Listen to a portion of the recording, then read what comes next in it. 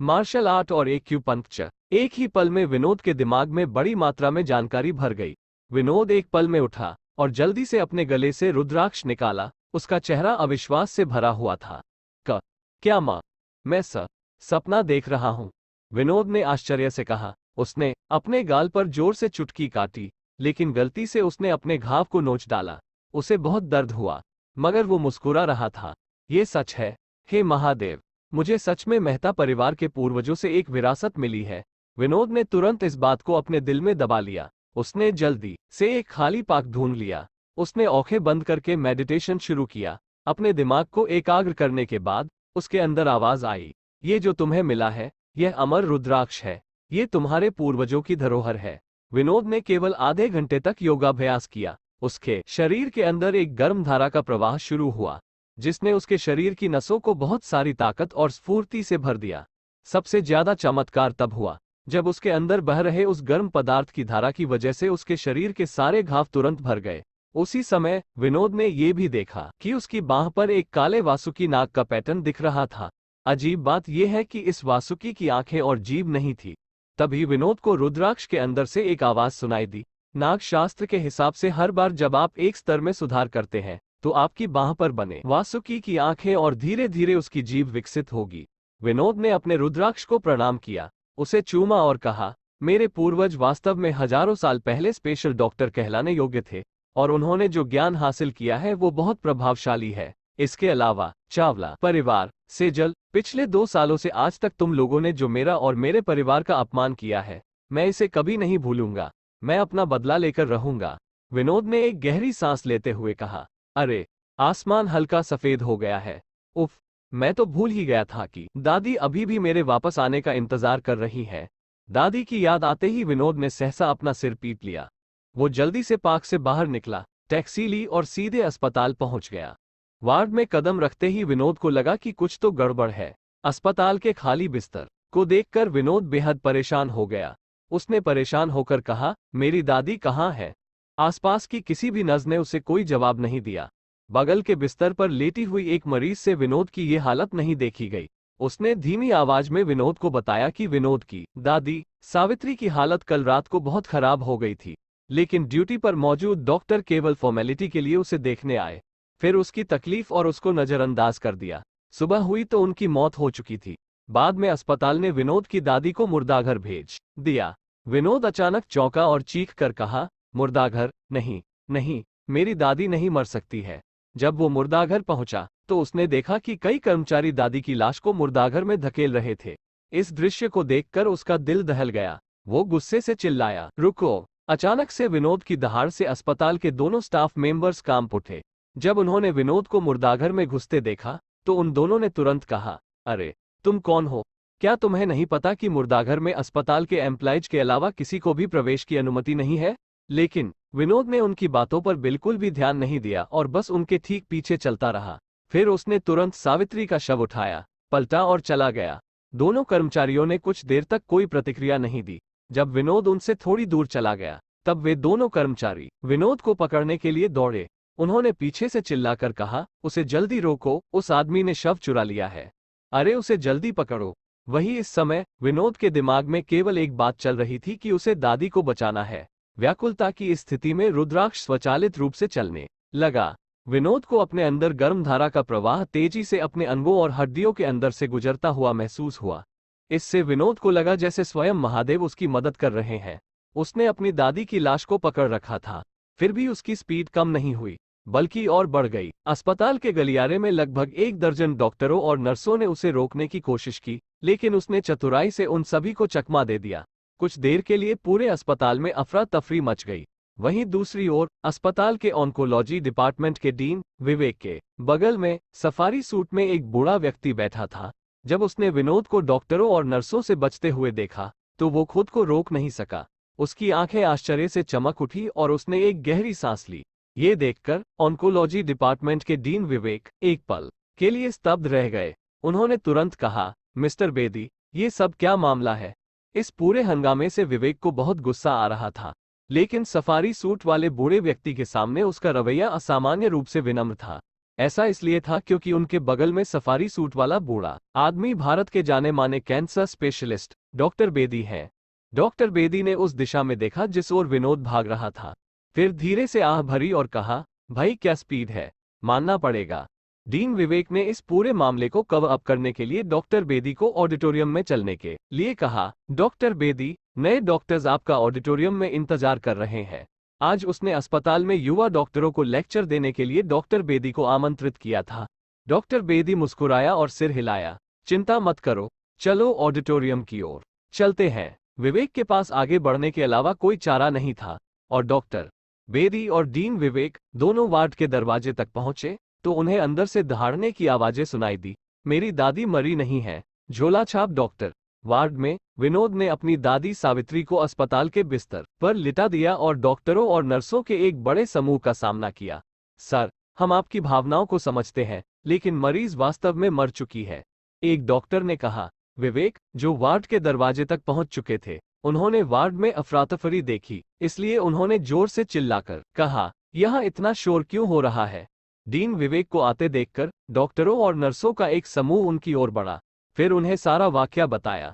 सबकी बातें सुनने के बाद विवेक ने स्तब्ध होकर विनोद की ओर देखा और कहा, सर, आपकी दादी सचमुच मर चुकी है। मेरी दादी अभी भी जीवित है, विनोद ने ठंडे स्वर में कहा।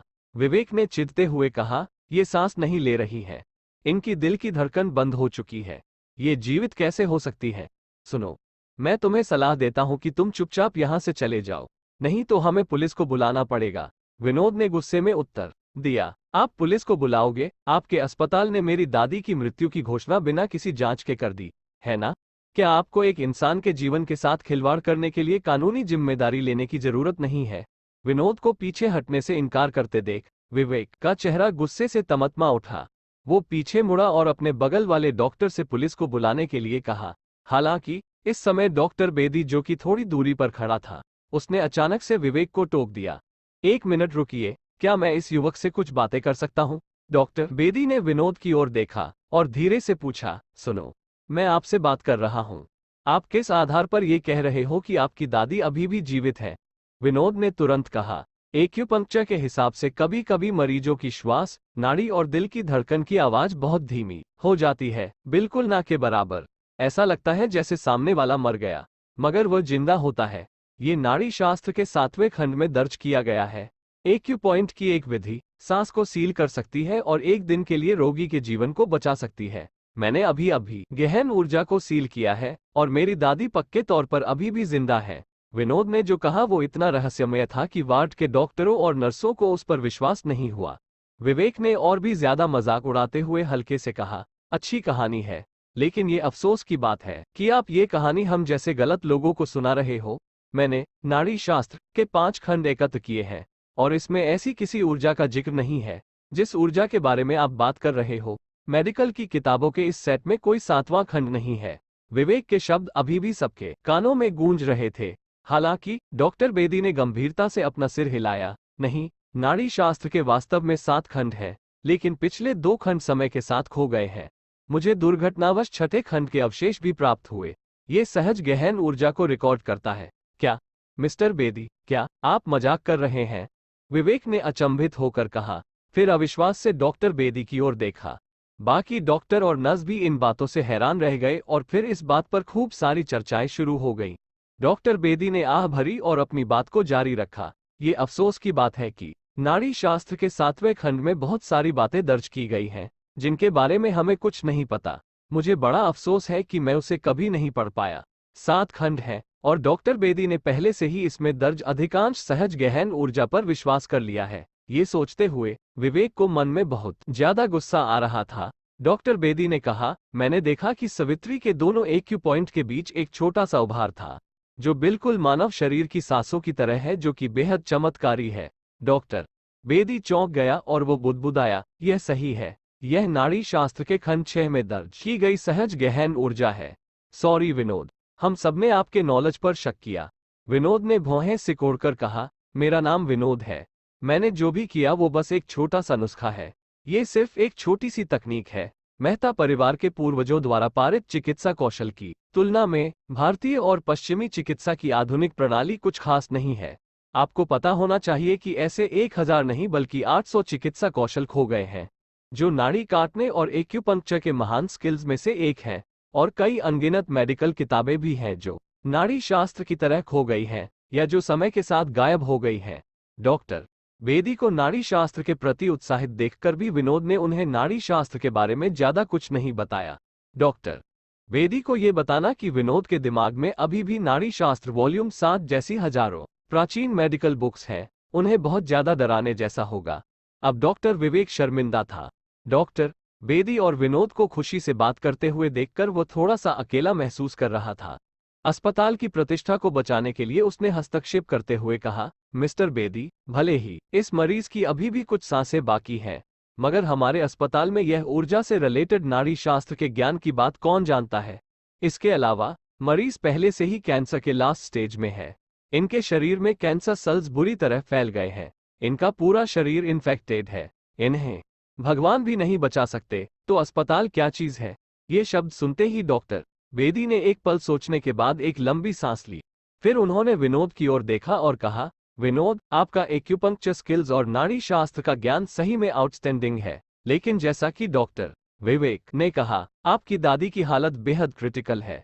सॉरी, हम इन्हें किसी भी हाल में नहीं बचा सकते। सावित्री का चेहरा सूजा हुआ था, वो बहुत ज्यादा पतली और बेडौल हो चुकी। अजीब बात यह थी कि उसके हाथ पैर और धड़ गुब्बारे की फूले हुए थे। डॉक्टर बेदी ने सावित्री की सिचुएशन को ऑब्जर्व करते हुआ कहा, ऐसा इसलिए है क्योंकि कैंसर सेल्स का पूरे शरीर में बुरी तरह फैल जाते हैं। शरीर के सामान्य अंगों के लिए आवश्यक पोषक तत्व भी ये कैंसर सेल्स बेरहमी से खा लेते हैं, और यह अधिकांश कैंसर रोगियों के मरने से पहले का सबसे आम लक्षण है। डॉक्टर बेदी की बात सुनकर विनोद ने दृढ़ता से सिर हिलाया और कहा, नहीं, मेरी दादी अभी भी बच सकती है, क्या आप मेरी मदद करेंगे। डॉक्टर बेदी दंग रह गए। विनोद ने सिर हिलाया और गहरी आवाज में कहा, मुझे 200 ग्राम आर्सेनिक चाहिए, दूर्वा के 3 पौधे चाहिए। विनोद ने एक सांस में 7 या 8 प्रकार की औषधीय सामग्रियों की सूचना दी, और हर बार उसकी बात सुनकर डॉक्टर बेदी आश्चर्यचकित हुए। डॉक्टर बेदी इसीलिए शोक कर थे क्योंकि विनोद द्वारा बताए गए सारे औषधीय पदार्थ अन्य औषधियों की तुलना में अधिक जहरीले हैं। वे वास्तव में जहर हैं। जब विनोद ने नुस्खे के बारे में बताया तो वहां उपस्थित सभी डॉक्टर और नर्सें डर गए। डॉक्टर बेदी ने जल्दी से पूछा, विनोद, आप क्या करना चाहते हैं। बेशक ये औषधियां बीमारियों को ठीक करने के लिए हैं, लेकिन ये जहर है। खासकर आर्सेनिक के बारे में बात करें तो जैसा कि हम सभी जानते हैं, आर्सेनिक सबसे शक्तिशाली जहर नहीं है, लेकिन लगभग 5 ग्राम आर्सेनिक एक भैंस को मारने के लिए पर्याप्त होता है। कौन कहता है कि जहर किसी बीमारी का इलाज नहीं कर सकता। मेरी दादी गंभीर रूप से बीमार है। जैसा कि कहा जाता है, गंभीर बीमारी के लिए बेहद हाई डोज की आवश्यकता होती है, इसीलिए मुझे ये करना पड़ेगा, विनोद ने पूरे आत्मविश्वास के साथ कहा। उसकी सारी बातें सुनकर डॉक्टर बेदी स्तब्ध रह गए। वे बहुत देर तक बिना कुछ बोले विनोद की ओर देखते रहे। बहुत देर बाद, जैसे उसने कोई निर्णय ले लिया हो, उसने अपना सिर घुमाया और विवेक से कहा, जाओ, विनोद के लिए आवश्यक औषधीय सामग्री तैयार करो। कहानी का अगला चैप्टर सुनने के लिए चैनल को लाइक करें और सब्सक्राइब करें। Thanks for watching.